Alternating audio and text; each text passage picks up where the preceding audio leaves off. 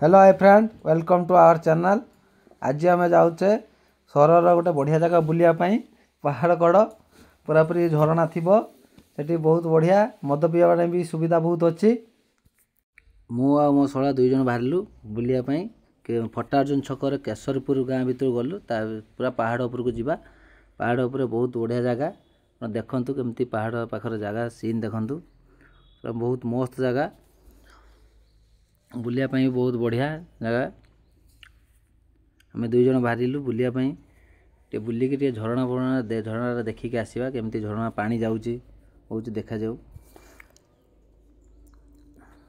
देखंतु पूरा सीनेरी ये पहाड़ पूरा काटिक रखी ना आम बाइक जाऊे ये बर्तमान बाइक चली चली जाऊे। देखंतु दुई जन आसु बुलायापाई टिके जाई सेठी पहुँचला पर टिके देखिया केमती पानी फानी अच्छी टिके केमती मद फद टिके पी हम से व्यवस्था टिके देखिया। देखंतु पूरा सीनेरी भी देखंतु पूरा ए क्लास सीनेरी।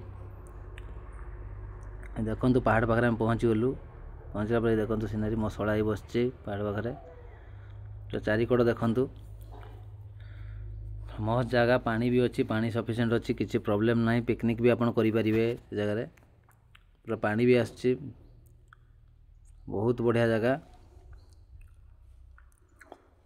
फोटो फोटो उठे पारे फोटोग्राफी बढ़िया जगह। थैंक यू जय जगन्नाथ।